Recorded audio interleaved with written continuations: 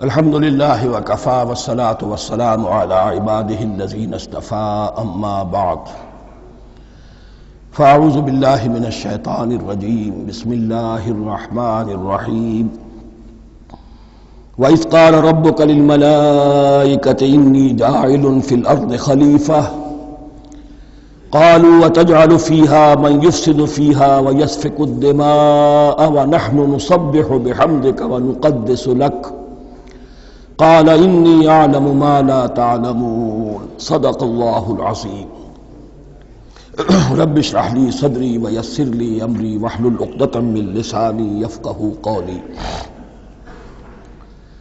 جیسا کہ میں نے عرض کیا تھا، سورہ بقرہ کے پہلے 4 رکوع نہایت اہم ہیں، نہایت جامع ہیں۔ پہلے 2 رکوعوں میں 3 قسم کے انسانوں کی وضاحت کی گئی، 3 قسم کے کردار کے نقشے کھینچ دیے گئے۔ تیسرے رکوع میں قرآن مجید کی دعوت کا خلاصہ آ گیا، توحید فی العقیدہ، توحید فی العمل، یعنی عبادت اللہ کی، ایمان بالرسالت، قرآن مجید کو منزل من اللہ کلام ماننا۔ اس میں اگر شک ہے تو جو بھی چیلنج تھا، اگر واقعتاً تمہیں شک ہے، حقیقت میں شک نہیں ہے، لیکن جیسا کہ تم کہہ رہے ہو کہ تمہیں شک ہے تو کوشش کرو اس کے مقابلے کی ایک صورت بنانا ہو۔ پھر آخرت، جنت اور دوزخ، ان دونوں کا تذکرہ ہو گیا۔ پھر ایک خاص مسئلہ جو قرآن مجید کے اسلوب پر اعتراض کی شکل میں آیا کہ اس میں مچھر جیسی حقیر شے کا بھی تذکرہ ہے، اس کی حکمت بیان کر دی گئی کہ تشبیہ اور تمثیل میں ظاہر بات ہے کہ ممثل لہو اور ممثل بہی میں مناسبت چاہیے۔ جس چیز کے لیے تمثیل بیان کی جا رہی ہے، جس شے سے تمثیل بیان کی جا رہی ہے، ان میں مناسبت ہونی چاہیے، اس میں عظیم یا حقیر کا کوئی سوال نہیں۔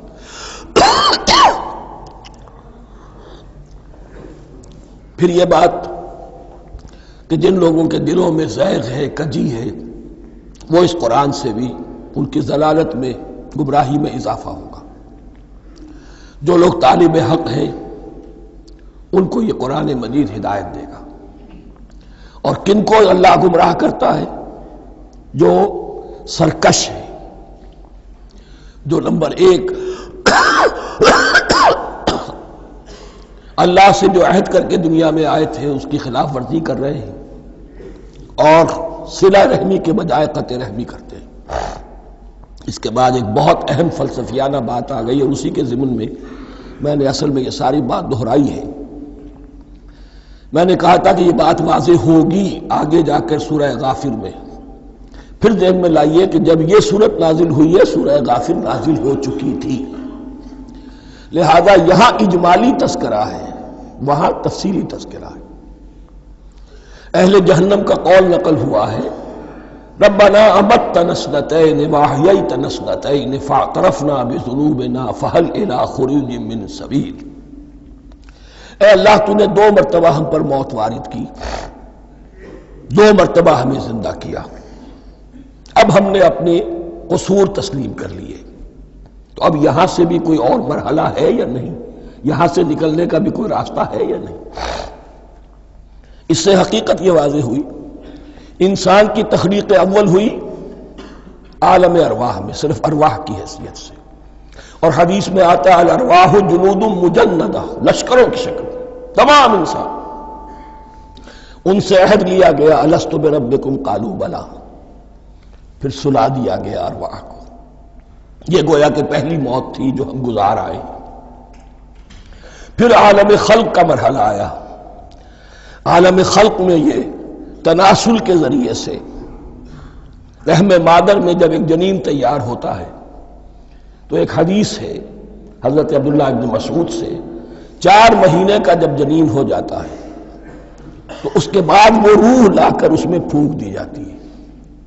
یہ گویا کہ احیاء اولا ہو گیا، پہلی مرتبہ کا زندہ کیا جانا، پہلی موت کی نیند سے جگا دیا گیا۔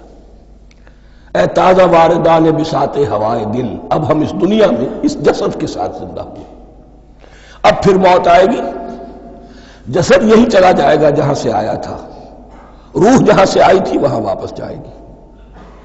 ثم یمیتکم ثم یحییکم ثم الیہ ترجعون، پھر تمہیں اللہ کی طرف لوٹا دیا جائے گا. یہ ہے بہت گہرا نقطہ فلسفہ دین کا. اس کے بعد مضمون شروع ہو رہا ہے خلافت کا، جس کا اجمالی جو ہے تذکرہ تیسرے رکوع کی آخری آیت میں آ گیا. هو الذی خلق لکم ما فی الارض جمیعا، زمین میں جو کچھ ہے اے انسانوں تمہارے لیے پیدا کیا گیا. اسی کے ساتھ جڑتا ہوا مضمون اب خلافت کا آ رہا ہے. وَإِذْ قَالَ رَبُّكَ لِلْمَلَائِكَةِ إِنِّي جَاعِلٌ فِي الْأَرْضِ خَلِيفَةً، اور یاد کرو جب کہ کہا تھا تمہارے رب نے فرشتوں سے میں بنانے والا ہوں زمین میں ایک خلیفہ. اب خلیفہ کی حقیقت کو سمجھیے. خلیفہ کسے کہتے ہیں؟ نائب. عام طور پر لوگوں کو مغالطہ ہوتا ہے کہ خلیفہ جانشین جو ہے وہ تو کسی کے موت کے بعد ہوتا ہے، زندگی میں تو نہیں ہوتا. لیکن یہاں اصل میں ہمارے لیے بہت آسان ہے. انسان کی جو اصل حقیقت ہے اس دنیا میں، اس کو سمجھنے کے لیے یوں سمجھیے کہ ہم آج سے 50 سال پہلے انگریز کے غلام تھے. ہمارا بادشاہ یا ملکہ انگلستان میں تھا یا تھی. دہلی میں وائس رائے ہوتا تھا. وائس رائے کا کام کیا ہے؟ جو حکم آیا ہے ہز میجسٹیز گورنمنٹ کا یا ہر میجسٹیز گورنمنٹ کا جو حکم آیا ہے بلا چون و چرا، بغیر کسی تغیر اور تبدل کے نافذ کرے. ہاں جہاں کوئی حکم وہاں سے نہیں ہے تو یہاں کے حالات میں بہترین اپنی رائے قائم کرے، غور و فکر کرے یہاں کی مصلحتیں کیا ہے. جو چیز بھی امپائر کی مصلحت میں ہو اس کے مطابق فیصلہ کر سکتا ہے. بین ہی یہی رشتہ ہے. اللہ ہے لیکن اللہ نے اپنے آپ کو غیب کے پردے میں چھپا لیا ہے. زمین پر انسان ہے. اب انسان کا کام یہ ہے جو ہدایت آ رہی ہے اللہ کی طرف سے اس پر تو بے چون و چرا عمل کرے. جہاں کوئی ایکسپریس ہدایت نہیں ہے، کوئی واضح ہدایت نہیں ہے، وہاں اپنے بس ججمنٹ کو ایکسرسائز کرے. اسی کا نام اجتہاد ہے. غور و فکر کرے، سوچے، اور جو بات روح دین کے زیادہ سے زیادہ مطابقت رکھنے والی ہو اس کو اختیار کر لے. بین ہی یہی رشتہ ہے در حقیقت رشتہ خلافت کہ جو اللہ اور انسان کے مابین ہے. اب یہ جو دی گئی ہے یہ حیثیت تمام انسانوں کو دی گئی ہے. پوٹینشلی ہر انسان اللہ کا خلیفہ ہے. لیکن جو اللہ کا باغی ہو جائے، جو خود حاکمیت کا مدعی ہو گیا، گویا کہ وہ باغی ہے. اب اگر شاہ جہان بادشاہ تھا، اس کا کوئی ولی عہد تھا، اور ولی عہد جو ہے صبر نہیں کر سکتا، اپنے باپ کی زندگی ہی میں بغاوت کر دیتا ہے، حکومت حاصل کرنا چاہتا ہے، تو اب وہ کیا ہے؟ واجب القتل ہے. جو لوگ بھی حاکمیت کے مدعی ہو گئے ویسے تو حقیقت واجب القتل ہے، لیکن دنیا میں مہلت دی ہے اللہ نے. یہ دار الامتحان ہے. فوراً قتل نہیں کرتا، فوراً ختم نہیں کرتا. وَلَوْلَا كَلِمَةٌ سَبَقَتْ مِنْ رَبِّكَ إِلَىٰ أَجَلٍ مُّسَمًّى لَقُضِيَ بَيْنَهُمْ. اگر یہ پہلے بات طے نہ ہو چکی ہوتی، ایک وقت معین تک کے لیے انہیں مہلت اللہ نے نہ دی ہوتی تو اللہ فیصلہ چکا دیتا. لیکن مہلت دی ہے. لیکن کم سے کم اتنی سزا ملتی ہے کہ اب وہ خلافت کے حق سے محروم کر دیے گئے. گویا کہ اب خلافت دنیا میں ہوگی خلافت المسلمین. صرف وہی شخص کہ جو اللہ کو مانے اپنا حاکم مطلق، وہ خلافت کا اہل ہے. تو یہ چند باتیں خلافت کی اصل حقیقت کے ضمن میں یہیں پر سمجھ لیجیے. وَإِذْ قَالَ رَبُّكَ لِلْمَلَائِكَةِ إِنِّي جَاعِلٌ فِي الْأَرْضِ خَلِيفَةً قَالُوا أَتَجْعَلُ فِيهَا مَن يُفْسِدُ فِيهَا وَيَسْفِكُ الدِّمَاءَ وَنَحْنُ نُسَبِّحُ بِحَمْدِكَ وَنُقَدِّسُ لَكَ. اور یاد کرو جب کہ تمہارے رب نے کہا تھا فرشتوں سے کہ میں زمین میں خلیفہ بنانے والا ہوں، تو انہوں نے کہا کہ کیا تو بنائے گا اس میں جو فساد مچائے گا اس میں اور خوریزی کرے گا. وَنَحْنُ نُسَبِّحُ بِحَمْدِكَ وَنُقَدِّسُ لَكَ. ہم آپ کی تسبیح اور تحمید اور آپ کی تقدیس میں لگے ہوئے ہیں. قَالَ إِنِّي أَعْلَمُ مَا لَا تَعْلَمُونَ. فرمایا میں جانتا ہوں جو تم نہیں جانتے. اب یہاں سوال پیدا ہوتا ہے کہ فرشتوں کو یہ گمان کیسے ہوا یا یہ خیال کیسے ہوا؟ دو رائے ہیں اس میں۔ ایک تو یہ کہ انسان کی تخلیق سے پہلے اس دنیا میں جنات تھے اور انہیں بھی کچھ اللہ نے تھوڑا سا اختیار دیا تھا اور انہوں نے یہاں فساد مچایا۔ انہی پر قیاس کرتے ہوئے فرشتوں نے سمجھا کہ انسان بھی پھر زمین میں فساد مچائے گا، خونریزی کرے گا۔ ایک دوسری اصولی بات یہ کہی گئی ہے کہ خلافت کا لفظ جب استعمال ہوا تو اس کے معنی ہے کہ کوئی نہ کوئی اختیار بھی ملے گا۔ جنات کے بارے میں خلافت کا لفظ کہیں نہیں آیا، انسان کے بارے میں آ رہا ہے۔ خلیفہ بالکل بے اختیار نہیں ہوتا، جیسا کہ میں نے عرض کیا، جہاں واضح حکم ہے تو اس کی تو تنفیذ، جہاں نہیں ہے وہاں اپنی رائے سے جتنا بھی بہتر سے بہتر سوچ سکتا ہو انسان رائے قائم کرے۔ یہ اختیار جو ہے، ظاہر بات ہے جہاں اختیار ہوگا صحیح استعمال ہونے کا بھی امکان ہے، غلط استعمال ہونے کا بھی امکان ہے۔ اختیار تو بلکہ یہ کہ آپ کا پولیٹیکل سائنس کا تو ایکسیم یہ ہے، authority turns to corrupt and absolute authority corrupts absolutely۔ تو ٹینڈنسی کرپشن کی ہوتی ہے اختیار کے اندر۔ اس بنا پر انہوں نے قیاس کیا کہ اس میں فساد ہوگا، خونریزی ہوگی۔ اللہ تعالیٰ نے فرمایا اپنی حکمتوں سے میں خود واقف ہوں، میں کیوں بنا رہا ہوں یہ میں جانتا ہوں، تم نہیں جانتے۔ وَعَلَّمَ آدَمَ الْأَسْمَاءَ كُلَّهَا، اور اللہ نے سکھا دیے آدم کو تمام کے تمام نام۔ اب اس میں بھی ایک رائے تو یہ ہے، بلکہ اس میں تقریباً اجماع ہے مفسرین کا، کہ اس سے مراد ہے تمام اشیاء کے نام، اور تمام اشیاء کے نام سے مراد ہے ان کی حقیقت کا علم۔ ہیومن نالج جو ہے، اگر آپ اس کا تجزیہ کریں گے تو وہ یہی ہے کہ انسان ایک چیز کو پہچانتا ہے، پھر اس کے لیے ایک نام رکھتا ہے یا کوئی ٹرم اس کے لیے قائم کرتا ہے۔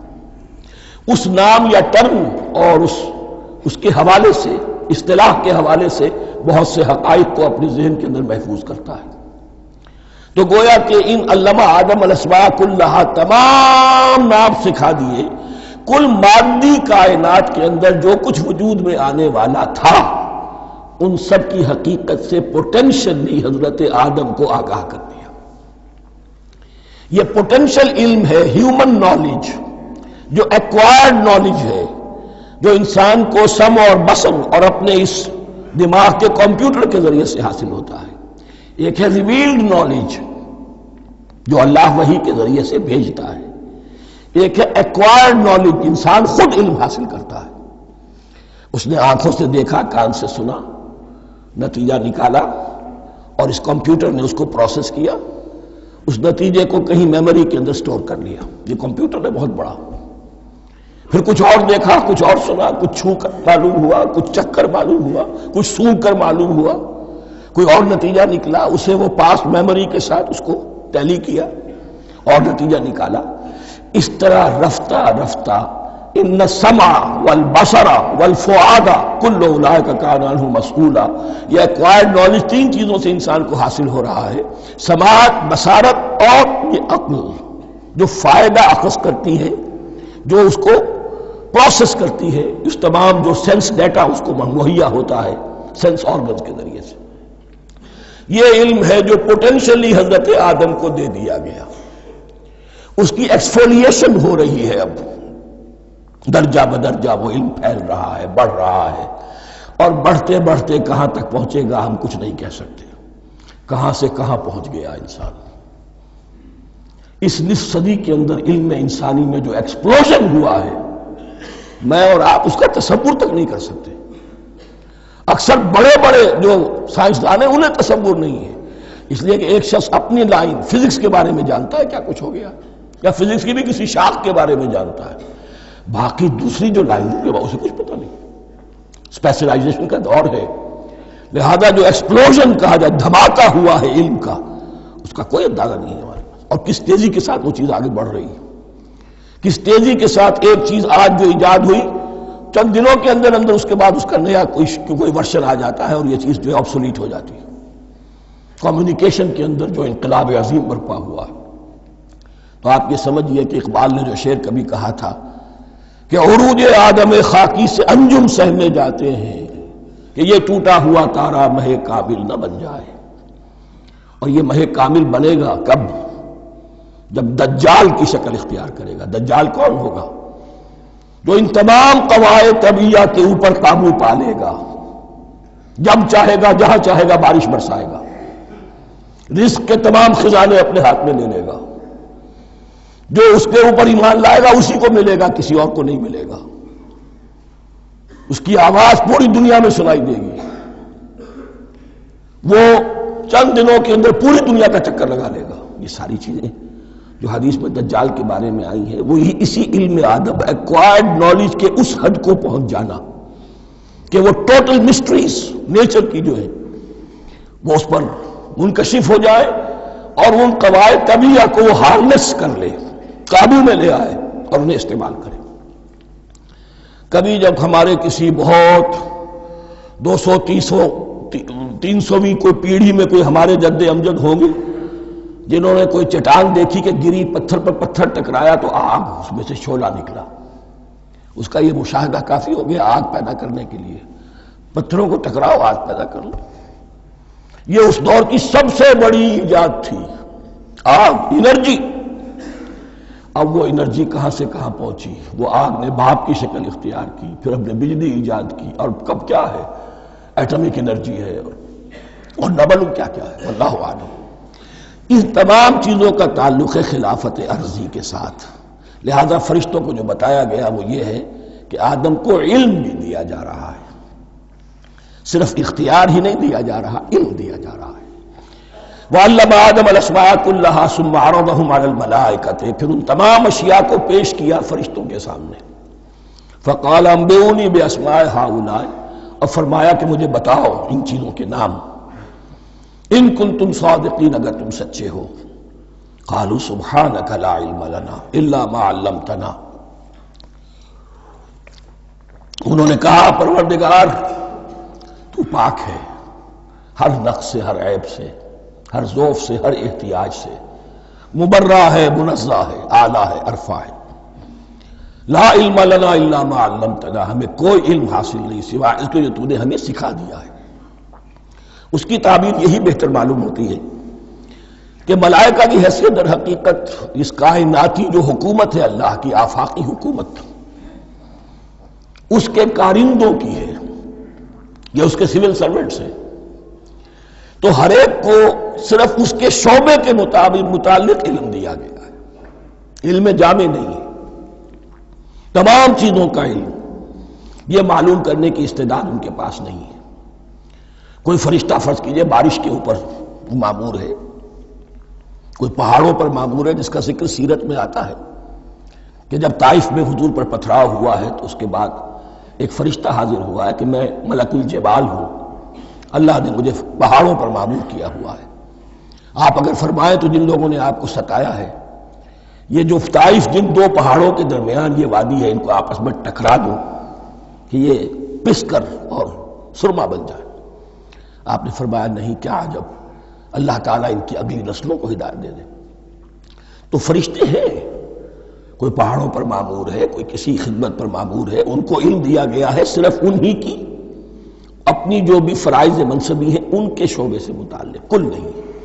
جامعیت جو ہے علم کی وہ ہے کہ جو حضرت آدم علیہ السلام کو پوٹینشلی دے دی گئی اور جو اب بڑھتے بڑھتے ایک بہت تراور درخت بن چکا ہے۔ سبحانک لا علم لنا الا ما علمتنا انک انت العلیم الحکیم، یقیناً آپ ہی کی ذات ہے جو کل کے کل علم کی حامل ہے اور جس کے اوپر حکمت بھی، جس کی حکمت بھی کامل ہے، باقی تو ہر مخلوق میں سے ہر ایک کا علم ناقص رہے گا۔ العلیم، کل علم کا جاننے والا تو ہی ہے، الحکیم، کل حکمت وہ تو تیرے ہی پاس ہے۔ قال یا آدم انبئہم باسمائہم، اللہ نے فرمایا کہ آدم ان کو بتاؤ ان کے نام۔ فلما انباہم باسمائہم، تو جب انہوں نے بتا دیے ان کو، فرشتوں کو، ان کے نام، قال الم اقل لکم انی اعلم غیب السماوات والارض، تو اللہ نے فرمایا کہ میں نے کہا نہیں تھا کہ میں جانتا ہوں آسمانوں اور زمین کی تمام غائب چیزوں کو جو تمہاری نگاہوں سے بھی اوجھل ہے، غیب، میں ہر شے کا جاننے والا ہوں۔ وَأَعْلَمُ مَا تُبْدُونَ وَمَا كُنْتُمْ تَكْتُمُونَ، اور میں جانتا ہوں جو کچھ تم ظاہر کر رہے تھے اور جو کچھ تم چھپا رہے تھے۔ چھپانے میں محسوس ہوتا ہے کہ ان کی خواہش یہ تھی کہ خلافت ہمیں ملے. ہم خدام ادب ہیں، ہر وقت تسبیح و تحمید اور تقدیس میں مصروف ہیں، جو حکم ملتا ہے بجا لاتے ہیں، تو یہ خلافت کسی اور مخلوق کو کیوں ملے؟ یہاں صرف یہ اور بتا دوں کہ یہ چونکہ اب ایک تیسری مخلوق کا ذکر بھی بعد میں آئے گا، 3 صاحب تشخص مخلوقات ہیں اللہ کی، صاحب تشخص، صاحب شعور، جن میں میں کا شعور ہے، انا، میں. ایک ملائکہ ہے، ان کی تخلیق نور سے ہوئی ہے. ایک انسان ہے جن کی تخلیق گارے سے ہوئی ہے. ایک جنات ہیں جن کی تخلیق آگ سے ہوئی ہے. باقی حیوانات ہیں، ان میں شعور تو ہے، خود شعور ہی نہیں ہے.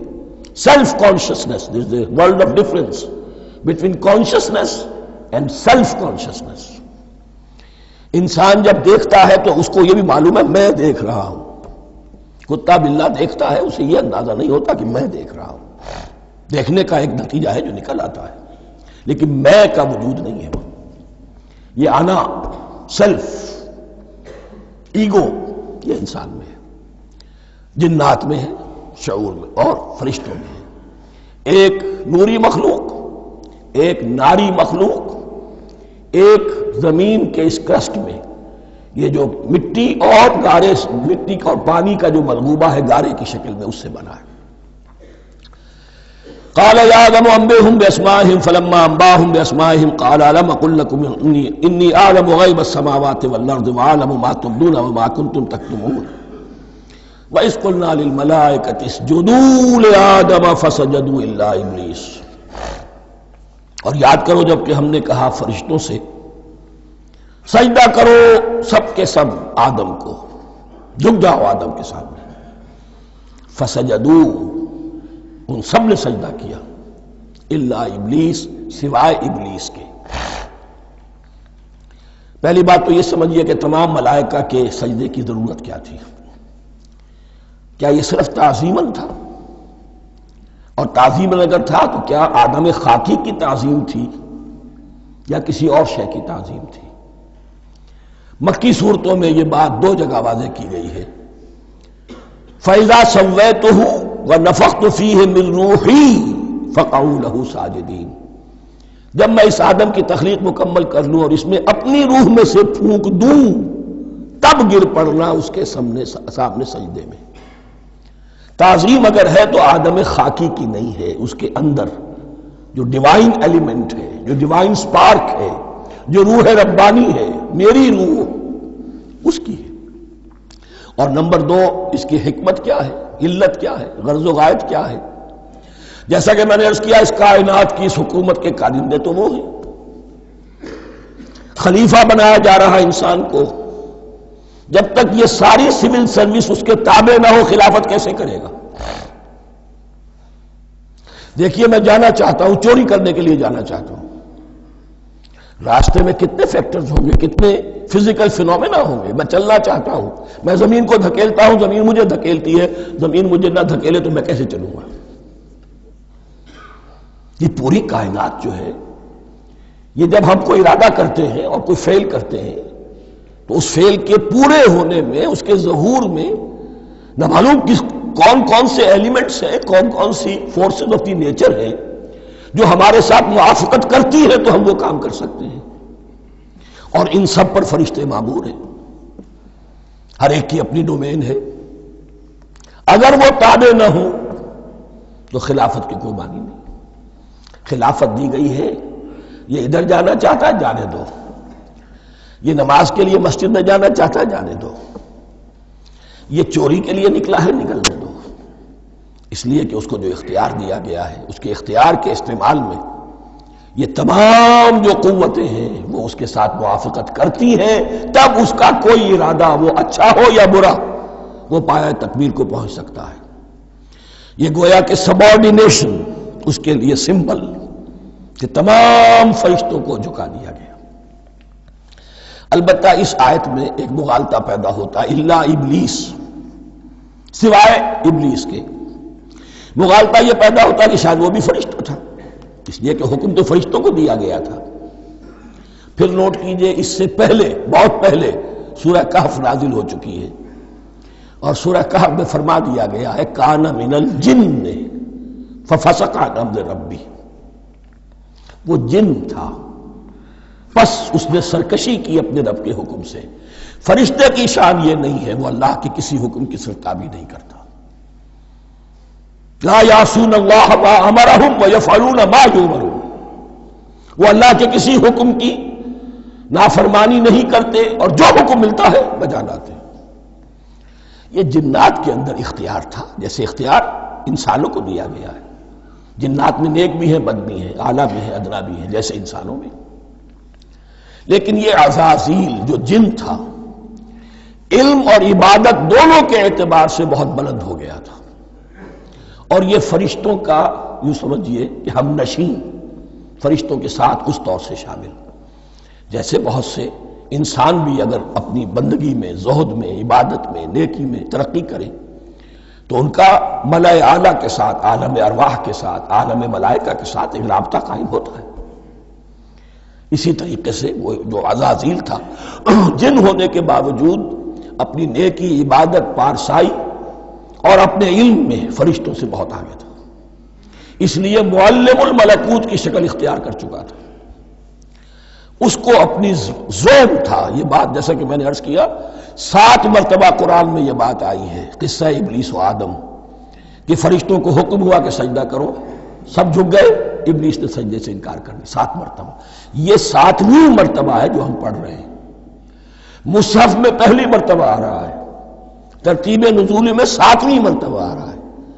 یہ آدم و ابلیس کا قصہ اس سے آگے سورہ اعراف میں آئے گا، پھر سورہ ہجر میں آئے گا، سورہ بنی اسرائیل میں آئے گا، سورہ کہف میں آئے گا، سورہ طٰہٰ میں آئے گا، سورہ صاد میں آئے گا، 6 مرتبہ مکی قرآن میں، 1 مرتبہ یہاں۔ تو یہاں اشارہ نہیں کیا، اس لیے مغالطہ ہو سکتا ہے، لیکن یہ کہ سورہ کہف میں آپ کو بتا چکا ہوں کان من الجن ففسق عن امر ربی، اس نے اپنے رب کے حکم سے سرتابی کی۔ نام اس کا عزازیل تھا، ابلیس اس کا صفاتی نام ہے اب، اس لیے کہ اب لسیبلسو کے معنی ہوتے ہیں مایوس ہو جانا، یہ اللہ کی رحمت سے بالکل مایوس ہے، اور مایوس جو ہو جائے وہ شیطان ہو جاتا ہے۔ اب میرا تو چھٹکارا نہیں ہے، جتنوں کو برباد کر سکوں کروں، میری تو عاقبت خراب ہو چکی ہے، جتنوں کو اپنے ساتھ، ہم تو ڈوبے ہیں سنم، تم کو بھی لے ڈوبیں گے۔ اب وہ شیطان اس معنی میں کہ انسان کی عداوت اس کی گھٹی میں پڑ گئی، اس نے اللہ سے پھر اجازت بھی لی کہ مجھے مہلت دے دے، یوم یبعثون، قیامت تک کے دن کے لیے، تو میں ثابت کر دوں گا کہ یہ آدم اس رتبے کا حقدار نہ تھا، مستحق نہ تھا جو اسے دیا گیا۔ انا خیر منہ، میں اس سے بہتر ہوں، خلقتنی من نار وخلقتہ من طین، تو نے مجھے آگ سے بنایا، اسے گارے سے بنایا۔ لیکن یہ تکبر ہے در حقیقت کہ جس نے اسے راندہ درگاہ حق کر دیا۔ وَإِذْ قُلْنَا لِلْمَلَائِكَةِ اسْجُدُوا لِآدَمَ فَسَجَدُوا إِلَّا إِبْلِيسَ أَبَىٰ وَاسْتَكْبَرَ، ابا اس نے انکار کیا، واستکبر اور تکبر کیا، استکبار کیا، وَكَانَ مِنَ الْكَافِرِينَ۔ کانا عربی زبان میں 2 طرح کا ہوتا ہے، تامہ، ناقصہ۔ ایک معنی یہ ہو سکتے ہیں کہ ہو گیا، اب اپنے اس استکبار اور انکار کی وجہ سے کانا من الکافرین، وہ کافروں میں سے ہو گیا۔ ایک کانا تامہ ہوتا تھا ہی کافروں میں سے، یعنی اس کے اندر سرکشی چھپی ہوئی تھی، اب ظاہر ہو گئی۔ یہ معاملہ ہوتا ہے، کسی شخص کی بدنیت ہی اس کے اوپر پردے پڑے رہتے ہیں نیکی کے، زہد کے، کسی خاص وقت میں آ کر وہ ننگا ہو جاتا ہے، اور جو اس کے اندر تھا اصل، اس کی حقیقت، وہ سامنے آ جاتی ہے۔ اس کا امکان ہے، تو دونوں معنی اس کے ہو سکتے ہیں۔ وَقُلْنَا يَا آدَمُ اسْكُنْ أَنْتَ وَزَوْجُكَ الْجَنَّةَ، اور ہم نے کہا کہ اے آدم رہو تم اور تمہاری بیوی جنت میں۔ اب یہ جنت کون سی ہے؟ اکثر حضرات کے نام کر کے نزدیک یہ جنت کہیں آسمان ہی میں تھی، آسمان ہی میں حضرت آدم کی تخلیق ہوئی۔ البتہ یہ سب مانتے ہیں کہ ایک وہ جنت الفردوس جو ہے جس میں جانے کے بعد پھر واپس نکلنے کا کوئی امکان نہیں، یہ وہ جنت نہیں ہے جس میں کہ آخرت میں لوگوں کو جا کر داخل ہونا ہے، اس میں داخل ہونے والے کے نکلنے کا کوئی امکان نہیں۔ ایک رائے یہ بھی ہے، میرا رجحان اس رائے کی طرف ہے، تخلیق آدم اسی زمین پر ہوئی ہے، وہ جن مراحل سے گزری ہے تخلیق وہ ایک علیحدہ مسئلہ ہے۔ بایولوجی اور وحی دونوں اس پر متفق ہیں کہ مٹی سے، کرسٹ آف دی ارتھ سے انسان بنا ہے، اس پر اتفاق ہے، قرآن کا بھی اور بایولوجی کا بھی، جدید علم الحیوانات کا بھی، علم الحیات کا۔ سٹیجز کیا ہیں اس میں اختلاف ہو سکتا ہے، اس کو چھوڑ دیجئے، وہ اس وقت کا بحث نہیں۔ یہی کسی اونچے مقام پر کوئی سرسبز و شاداب علاقہ تھا جہاں حضرت آدم کو رکھا گیا، جہاں ہر طرح کے میوے تھے، ہر شے، لا تظمأ فیہا ولا تضحیٰ، نہ اس میں بھوک لگے گی، نہ دھوپ تمہیں ستائے گی، ہر طرح کی چیز تمہیں فراہم ہے۔ وہاں رکھے گئے ہیں صرف ایک ڈیمانسٹریشن کے لیے کہ انہیں نظر آ جائے کہ شیطان میرا دشمن ہے، وہ مجھے ورغلائے گا، طرح طرح سے میرے اندر وسوسہ اندازی کرے گا، میرے اور میری اولاد کے، صرف ایک ڈیمانسٹریشن۔ اس کی مثال یوں سمجھیے کہ سلیکشن تو ہو گیا، سی ایس پی گریڈ میں کوئی شخص آ گیا ہے، لیکن اب وہ سول سروس اکیڈمی میں رکھا جا رہا ہے۔ تو یہ کوئی اکیڈمی ہو سکتا ہے اسی زمین پر ہو، صرف بتانا یہ تھا کہ تمہیں معلوم ہو جائے کہ یہ شیطان تمہارا دشمن ہے۔ اس لیے کہ اس میں جو ایک لفظ حبوط کا آ رہا ہے، وہ حبوط صرف ایک کی معنی میں نہیں ہوتا، دوسری معنی میں بھی ہے، اللہ عالم۔ یہ چیزیں پھر متشابہات میں رہیں گی، اس لیے ان کے بارے میں کوئی ایک رائے دوسری رائے، اس کے لیے ذہن سے، عقل سے بات کر کے ایک یا دوسری رائے اختیار کر سکتے ہیں۔ وَقُلْنَا يَا آدَمُ اسْكُنْ أَنْتَ وَزَوْجُكَ الْجَنَّةَ، اور ہم نے کہا کہ رہو اے آدم، تم بھی اور تمہاری بیوی بھی باغ میں، اس باغ میں، الجنہ، اس باغ میں، گویا کہ اشارہ کیا جا رہا ہے۔ وَكُلَا مِنْهَا رَغَدًا حَيْثُ شِئْتُمْ، اور کھاؤ اس میں سے با فراغت جہاں سے چاہو، ہر طرح کا پھل ہے کھاؤ۔ وَلَا تَقْرَبَا هَٰذِهِ الشَّجَرَةَ، یہاں پہ اس درخت کا نام نہیں دیا گیا، اشارہ اس درخت کے قریب مت جانا۔ فَتَكُونَا مِنَ الظَّالِمِينَ، تو تم ظالموں میں سے ہو جاؤ گے، تم حد سے گزرنے والوں میں سے ہو جاؤ گے۔ اب اس کی بھی حکمت سمجھیے کہ چونکہ ڈیمانسٹریشن کرانی ہے کہ تمہیں کسی چیز سے، ہزار چیزیں مباح ہیں دنیا میں، چند چیزیں پینے کی حرام ہیں، اب تم اگر ان ہزار مباح چیزوں کو چھوڑ کر حرام چیز کو پیتے ہو تو یہ تمہارا اختیار ہوا، جبکہ اللہ تعالیٰ نے مباحات کا دائرہ بہت وسیع رکھا ہے۔ جس سے چاہو چند رشتے ہیں جو بیان کر دیے گئے، یہ حرام ہے، محرمات ہے، ابدیہ ہے، ان سے تو شادی نہیں ہو سکتی، باقی کسی مسلمان عورت سے دنیا کے کسی کونے میں وہ شادی کر سکتے، کروڑوں کے آپشنز آپ کے لیے خالی کھلے ہیں، لیکن پھر بھی انسان شادی نہ کرے، زنا کرے، یہ گویا کہ اس کی اپنی خباثت نفس ہے۔ ایک نہیں، دو دو، تین تین، چار چار تک شادی کرو، اجازت ہے تمہیں۔ تو اس اعتبار سے مباحات، اب یہ پورا باغ تمہارے لیے مباح ہے، بس ایک درخت ہے، اس کے پاس نہ جانا، اور درخت کا نام لینے کی کوئی ضرورت نہیں، تو آزمائش تھی نا، صرف ایک آزمائش اور اس کی ڈیمانسٹریشن۔ فَأَزَلَّهُمَا الشَّيْطَانُ عَنْهَا، تو پھسلا دیا ان دونوں کو شیطان نے اس درخت کے بارے میں۔ اب وہ کس کس طریقے سے پھسلایا، یہ بھی جیسا کہ میں نے عرض کیا 6 مرتبہ چونکہ یہ قصہ آ چکا ہے، اس کی آپ کو سورہ طٰہٰ میں تفصیل ملے گی، کس کس طریقے سے پھسلایا اور اس بات کے لیے تیار کیا۔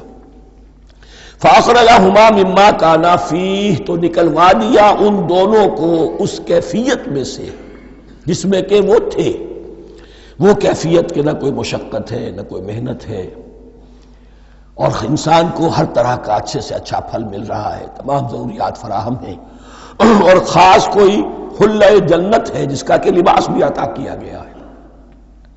لیکن ان کیفیات سے اب نکال کر، اب جسے آپ کہیں گے bitter facts of life، اچھا اب جاؤ، یہ ڈیمانسٹریشن کرنی تھی، ہو گئی، شیطان تمہارا دشمن ہے، تمہارا اور تمہاری نسل کا، شیطان لعین، اور وہ تمہیں پھسلائے گا جیسے آج پھسلایا ہے۔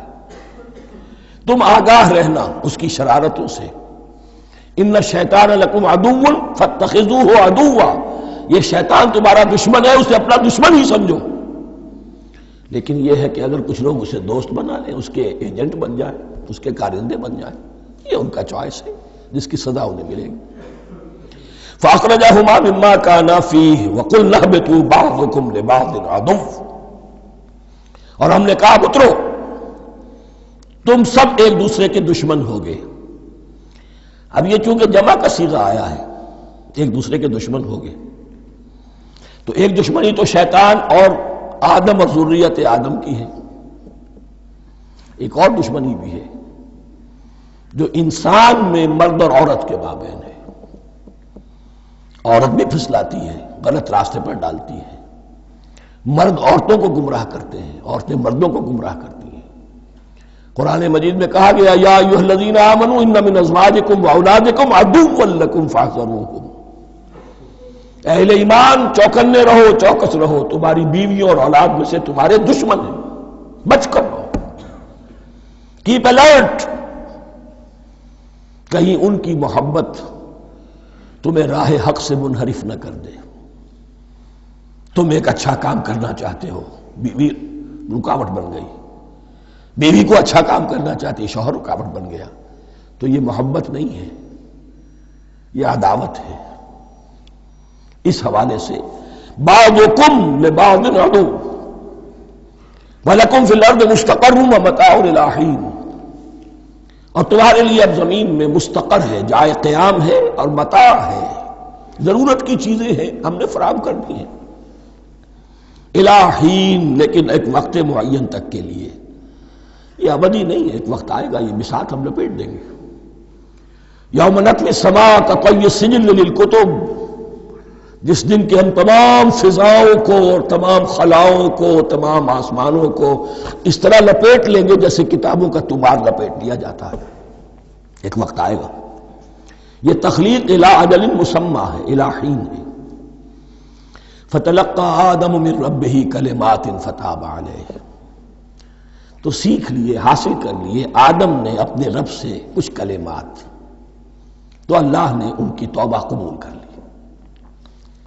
اب اس کی وضاحت سورہ اعراف میں ہے، یہ تو چونکہ پس منظر میں وہ 2/3 قرآن موجود ہے، اس کی وضاحت کیا ہے کہ حضرت آدم میں سخت پشیمانی پیدا ہوئی ہے، میں نے کیا کیا، مجھ سے خطا سرزد ہو گئی، اللہ کے حکم کی میں نے خلاف ورزی کی، لیکن ان کے پاس الفاظ نہیں تھے کن الفاظ میں اللہ سے استغفار کریں، کن الفاظ میں اللہ سے معافی چاہیں۔ اللہ کی رحمت یہ ہوئی کہ اللہ نے الفاظ انہیں خود تلقین فرما دی۔ یہ اللہ کی شان رحیمی ہے۔ اصل شے جو ہے وہ انسان کے اندر گناہ پر ندامت کا پیدا ہو جانا ہے، یہ اصل توبہ ہے۔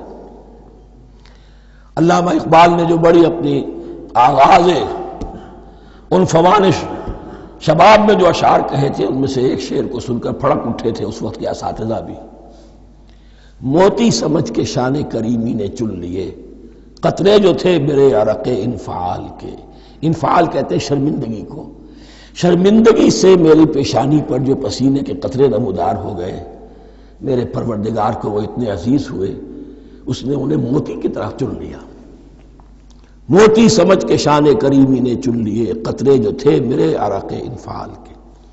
تو فتلقى آدم من ربہ کلمات، ان پر پچھتاوا ہوا، ندامت ہوئی، اللہ نے انہیں الفاظ، وہ الفاظ کیا تھے وہ سورہ اعراف میں ہیں، ربنا ظلمنا انفسنا وان لم تغفر لنا وترحمنا لنکونن من الخاسرین، اے اللہ ہم نے اپنی جانوں پر ظلم کیا ہے، اور اگر تو نے ہمیں بخش نہ دیا اور رحم نہ فرمایا تو ہم تو خسارہ والوں میں ہو جائیں گے، تباہ ہو جائیں گے، برباد ہو جائیں گے۔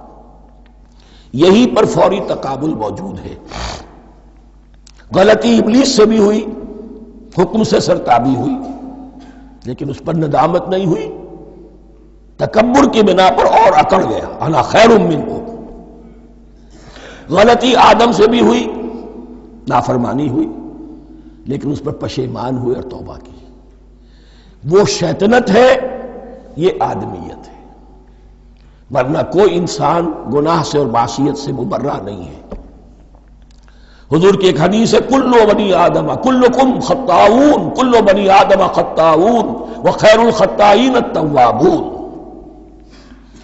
آدم کے تمام اولاد تمام انسان خطا کار ہیں، ان خطا کاروں میں بہتر وہ ہیں، اچھے وہ ہیں جو توبہ کرتے ہیں۔ تو یہاں حضرت آدم سے غلطی ہوئی، انہوں نے توبہ کی، پشیمانی ہوئی، ندامت ہوئی، اس نے کی اور اس پر جم گیا، اصرار کیا۔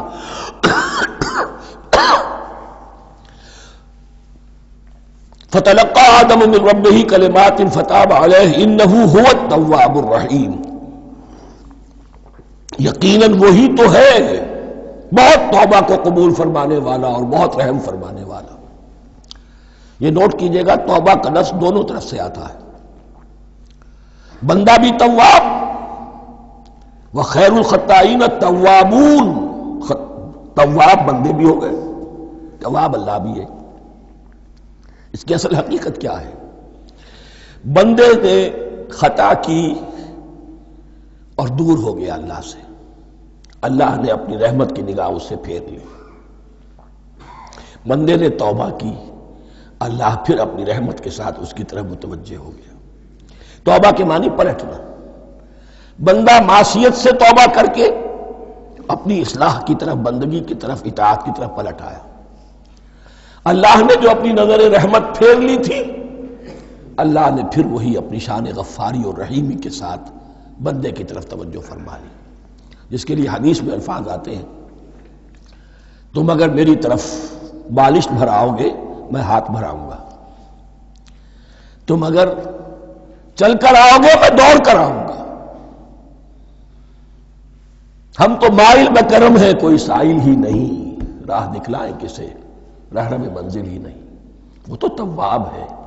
بس فرق یہ ہے کہ تابہ بندے کے لیے ہوگا تو الہ ہوگا، تابہ الہ، انی تبتو الیک، اور جب اللہ کی طرف سے ہوگا تابہ علیہ، وہ اعلیٰ ہوگا، اس پر توبہ کی، یعنی اللہ کی بلند شان ہے تو انسان توبہ کرتا ہے تو اس کی طرف توبہ کرتا ہے، اللہ کی شان کیا ہے؟ وہ توبہ کرتا ہے تو بندے پر اعلیٰ، فتاب علیہ انہ هو التواب الرحیم۔ قلنا اہبطوا منہا جمیعا،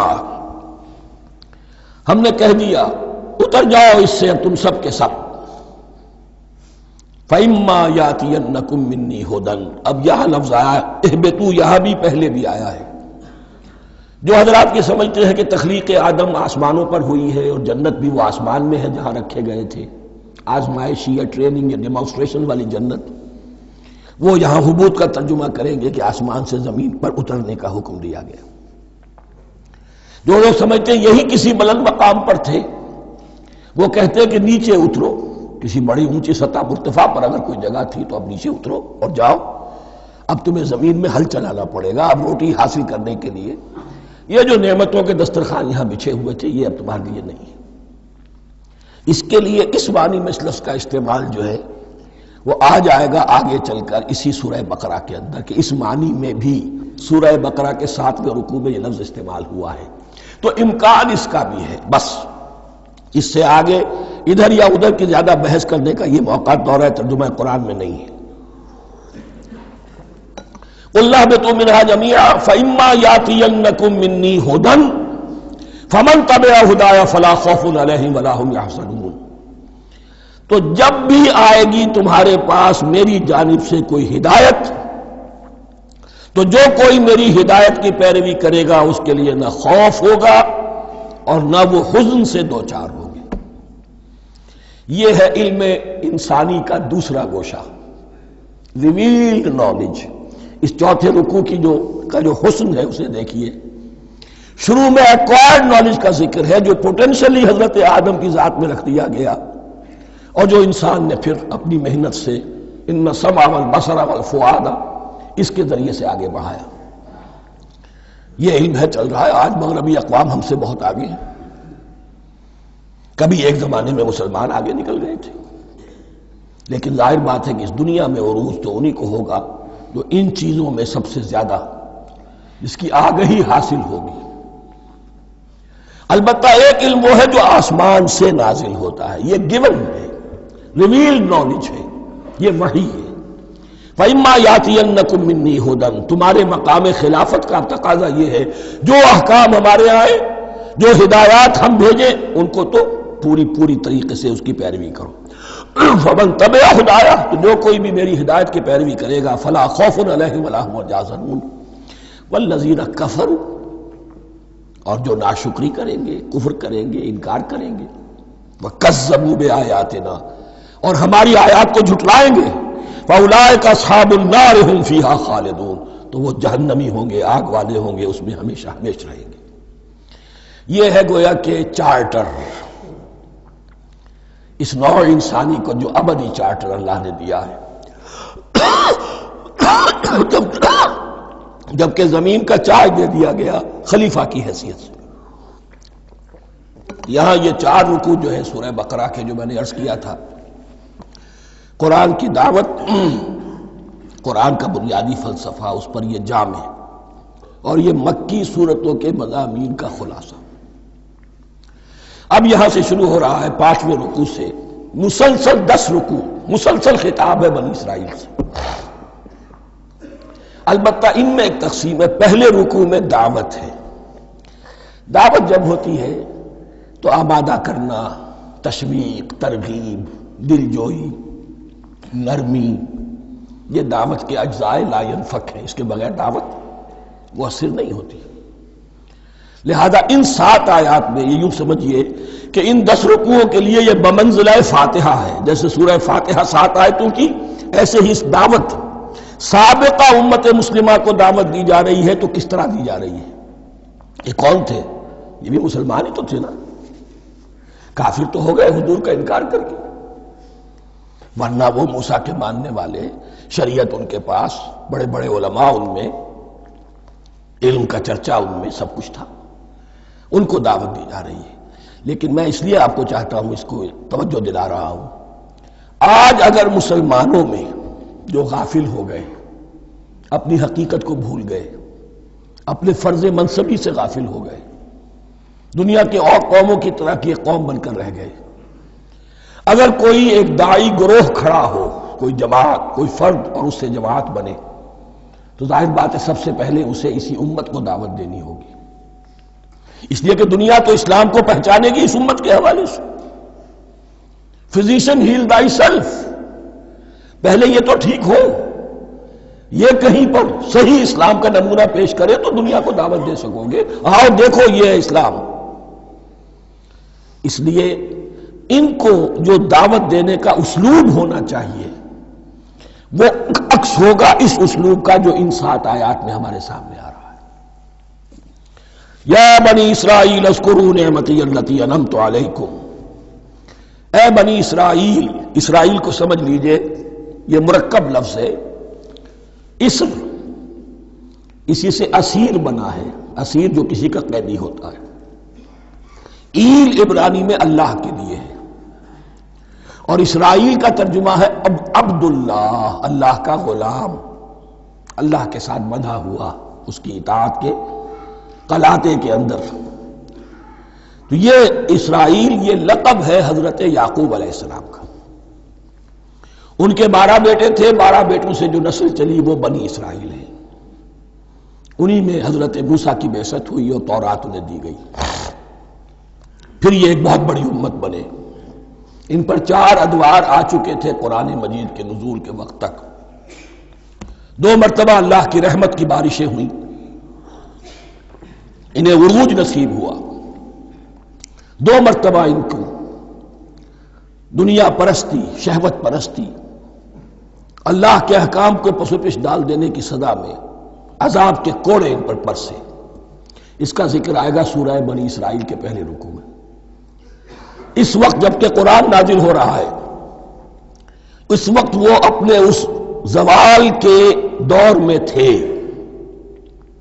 حال یہ تھا کہ حضور صلی اللہ علیہ وسلم کی بعثت سے پہلے ہی 2nd ٹیمپل بھی شہید کیا جا چکا تھا، گرایا جا چکا تھا۔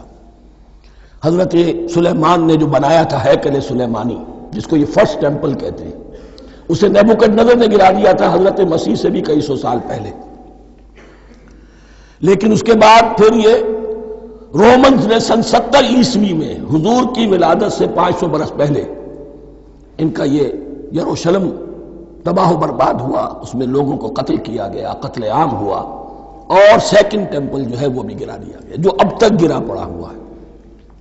صرف ایک ویلنگ وال ہے جس کے پاس جا کر یہودی جو ہے ماتم کر لیتے ہیں، روتے ہیں، اور اب وہ بنانے پر تلے ہوئے ہیں اپنا تھرڈ ٹیمپل، اس کے نقشے بن چکے ہیں، بلو پرنٹ بن چکے ہیں۔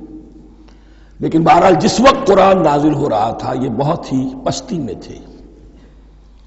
اس کے بارے میں فرمایا، اے بنی اسرائیل ذرا یاد کرو میرے اس انعام کو جو تم پر ہوا۔ وہ انعام کیا ہے؟ میں نے تمہیں اپنی کتاب دی، نبوت سے سرفراز فرمایا، اپنی شریعت تمہیں عطا فرمائی، تمہیں داؤد، تمہارے اندر داؤد اور سلیمان جیسے بادشاہ اٹھائے جو بادشاہ بھی تھے، نبی بھی تھے۔ وَأَوْفُوا بِعَهْدِي، اور میرے وعدے کو پورا کرو تاکہ میں بھی اپنے وعدے کو پورا کروں۔ یہ وعدہ ہے جو کتاب استثناء جو ہے اولڈ ٹیسٹمنٹ کی، ڈیوٹرانومی، اس کے 18ویں باب کی آیت نمبر 18 اور 19 میں ہے۔ حضرت موسیٰ سے خطاب کر کے اس میں اللہ نے یہ الفاظ فرمائے، میں ان کے بھائیوں میں سے تیرے مانند ایک نبی برپا کروں گا اور اس کے منہ میں اپنا کلام ڈالوں گا، اور وہ وہی کچھ بتائے گا جو میں اس سے کہوں گا۔ یہ گویا کہ حضرت موسیٰ علیہ السلام کی امت کو بتایا جا رہا تھا کہ نبی آخر الزمان آئیں گے اور تمہیں انہیں قبول کرنا ہے۔ قرآن مجید میں اس کا بڑا تفصیلی ذکر سورہ اعراف میں آئے گا انشاءاللہ، لیکن یہاں فرمایا اوفوا بعہدی اوف بعہدکم، تم میرا عہد پورا کرو، میرے اس نبی کو تسلیم کرو، اس پر ایمان لاؤ، اس پر کی صدا پر لبیک کہو، تو میں تمہیں میرے انعام و اکرام اور بڑھتے چلے جائیں گے۔ وَإِيَّايَ فَارْهَبُونِ، اور صرف مجھ سے ڈرو۔ وَآمِنُوا بِمَا أَنزَلْتُ مُصَدِّقًا لِمَا مَعَكُمْ، اور ایمان لاؤ اس پر جو میں نے نازل کیا ہے، جو تمہارے پاس جو تورات ہے اس کی تصدیق کرتے ہوئے آیا ہے۔ اس کے دو معنی ہے، ایک تو قرآن تصدیق کرتا ہے تورات کی اور انجیل کی، فیہا ھدی و نور، فیہ ھدی و نور، اور دوسرے یہ کہ قرآن اور محمد صلی اللہ علیہ وسلم ان پیشین گوئیوں کے مصداق بن کر آئے ہیں جو تورات میں تھی، ورنہ وہ پیشین گوئیاں جھوٹی ثابت ہوتی۔ ان کے مصداق کون ہے؟ قرآن اور محمد صلی اللہ علیہ وسلم۔ یہ دونوں معنی اس کے ہیں۔ وَآمِنُوا بِمَا أَنزَلْتُ مُصَدِّقًا لِمَا مَعَكُمْ وَلَا تَكُونُوا أَوَّلَ كَافِرٍ بِهِ، اور دیکھو تم ہی سب سے پہلے ان کا کفر کرنے والے نہ بن جاؤ۔ تمہیں تو سب کچھ معلوم تھا، تم تو منتظر تھے، تم تو آخری نبی کے انتظار میں تھے اور ان کے حوالے سے دعائیں کیا کرتے تھے کہ اللہ اس نبی آخری زمان کے واسطے سے ہماری مدد فرما اور کافروں کے مقابلے میں ہمیں فتح عطا فرما۔ یہ آئے گا آگے چل کر اسی سورۃ بقرہ کے اندر۔ لیکن اب تم ہی سب سے بڑھ کر کافر ہو گئے، تم ہی سب سے بڑھ کر دشمن ہو گئے۔ وَلَا تَكُونُوا أَوَّلَ كَافِرٍ بِهِ وَلَا تَشْتَرُوا بِآيَاتِي ثَمَنًا قَلِيلًا، اور دیکھو میری ان آیات کے عوض حقیر سی قیمت قبول نہ کرو۔ یہ آیات الہیہ ہیں، ان کو رد کر رہے ہو کس لیے؟ ہماری مسندیں، ہماری حیثیت، ہماری چودراہٹیں، کہیں ان پر کوئی آنچ نہ آ جائے۔ حقیر سی چیزیں، یہ صرف اس دنیا کا سامان ہے، اس کے سوا کچھ نہیں۔ وَلَا تَشْتَرُوا بِآيَاتِي ثَمَنًا قَلِيلًا وَإِيَّايَ فَاتَّقُونِ، اور صرف مجھ سے تقوی اختیار کرو، میرا تقوی اختیار کرو۔ وَلَا تَلْبِسُوا الْحَقَّ بِالْبَاطِلِ وَتَكْتُمُوا الْحَقَّ وَأَنْتُمْ تَعْلَمُونَ، اور نہ گڈمڈ کرو حق کے ساتھ باطل کو، اور مت چھپاؤ حق کو، ذرا حالے کہ تم جانتے ہو۔ یہ بات اچھی طرح نوٹ کر لیجیے، جانتے بوجھتے کرنا، ایک ہے مغالطے میں کرنا، وہ ضلالت ہے، گمراہی ہے۔ ایک جان بوجھ کر کرنا، حق کو پہچان کر اسے رد کرنا، یہ پھر اللہ تعالیٰ کے غضب کو دعوت دینا ہے، wrath of اللہ، اس کے غضب کو دعوت دینا ہے کہ حق کو پہچان کر اس کی نفی کی جائے۔ وَأَنْتُمْ تَعْلَمُونَ، علماء یہود قرآن مجید میں آگے چل کر آئے گا ایسے پہچانتے تھے محمد کو اور قرآن کو جیسے اپنے بیٹوں کو، یعرفونہ کما یعرفون ابناہم، ایسے پہچانتے جیسے اپنے بیٹوں کو۔ وَأَقِیمُوا الصَّلَاةَ وَآتُوا الزَّکَاةَ، دیکھو نماز قائم کرو، زکوٰۃ ادا کرو، وَارْکَعُوا مَعَ الرَّاکِعِینَ، اور جھکنے والوں کے ساتھ جھکو۔ یہ اول تو رکوع کو انہوں نے اپنے ہاں سے خارج کر دیا تھا، ثانیاً باجماعت نماز ان کے ہاں ختم ہو گئی تھی۔ وَارْکَعُوا مَعَ الرَّاکِعِینَ، جماعت باجماعت نماز کی طرف اشارہ ہے۔ أَتَأْمُرُونَ النَّاسَ بِالْبِرِّ وَتَنْسَوْنَ أَنفُسَكُمْ، کیا تم لوگوں کو نیکی کا حکم دیتے ہو، تقویٰ کی، پارسائی کی تعلیم دیتے ہو؟ میں کہہ رہا ہوں نا کہ اصل میں مخاطب کون ہے؟ علماء یہود۔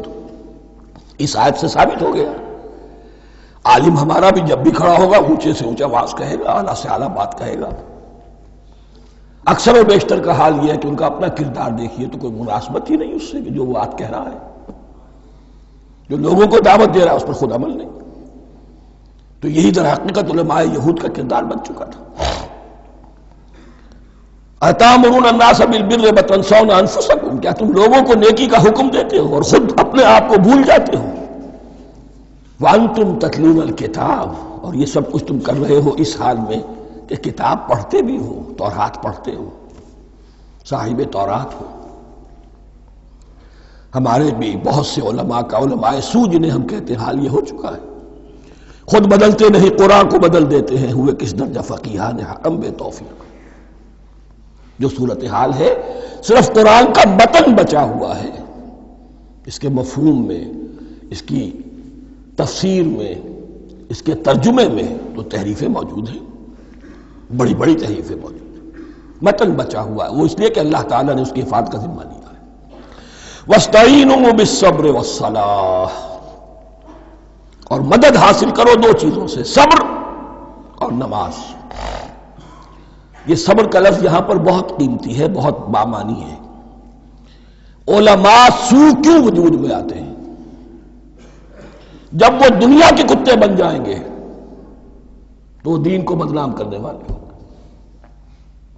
بظاہر دینی مناسب ہیں لیکن اصل میں ان کے پردے میں دنیا داری کی جا رہی ہے، صبر نہیں، بس صبر کے ساتھ اور نماز کے ساتھ، اس لیے کہ آپ صحیح راستے پر آئیں گے۔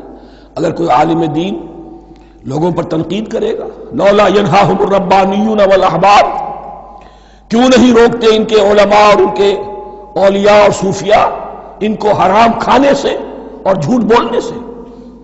اگر کوئی شخص روکے گا اس کو پھر نذرانے تو نہیں ملیں گی، اس کی خدمتیں تو نہیں ہوگی۔ اگر تو دنیا میں صبر اختیار کرنا ہے تب تو آپ حق بات کہہ سکتے ہیں، اور اگر دنیاوی ایمبیشنز ہیں تو پھر آپ کو کہیں نہ کہیں کمپرومائز کرنا پڑے گا۔ وَاسْتَعِینُوا بِالصَّبْرِ وَالصَّلَاةِ، صبر اور نماز۔ وَإِنَّهَا لَكَبِیرَةٌ، اور یقیناً یہ بہت بھاری شے ہے، بہت بھاری شے ہے۔ عام طور پر خیال یہ ہے کہ انہا کی ضمیر صرف صلاۃ کی طرف جاتی ہے، نماز بہت بھاری ہے۔ ایک رائے یہ ہے کہ نہیں، یہ پورے طرز عمل کی طرف جا رہی ہے۔ یہ طرز عمل کہ خود صبر کرو، اس دنیا میں صبر کرو، دنیا اور دنیا کے متعلقات میں کم سے کم پر قانع ہو جاؤ اور حق کا بول بالا کرنے کے لیے میدان میں آ جاؤ، یہ طرز عمل۔ اور اس میں پھر نماز، الصلاۃ عماد الدین۔ وَإِنَّهَا لَكَبِیرَةٌ إِلَّا عَلَى الْخَاشِعِینَ، یہ یقیناً بہت بھاری چیز ہے، یہ روش، یہ رویہ بھی بہت بھاری اور نماز بھی بہت بھاری ہے، سوائے ان خشوع رکھنے والوں کے، ڈرنے والوں کے جن کے دل جھک گئے ہیں اللہ کے سامنے۔ الذین یظنون انہم ملاقو ربہم، جنہیں یہ یقین ہے کہ انہیں اپنے رب سے ملاقات کرنی ہے، جیسا کہ میں نے شروع میں توجہ دلائی تھی، وبالآخرۃ ہم یوقنون، یہ ایمان بالآخرت ہے جو انسان کو سیدھا رکھتا ہے عمل کے میدان میں۔ الذین یظنون انہم ملاقو ربہم وانہم الیہ راجعون، اور جنہیں یہ یقین ہے کہ بالآخر اسی کی طرف ہمیں لوٹنا ہے۔ بارک اللہ لی ولکم فی القرآن العظیم ونفعنی وإیاکم بالآیات والذکر الحکیم۔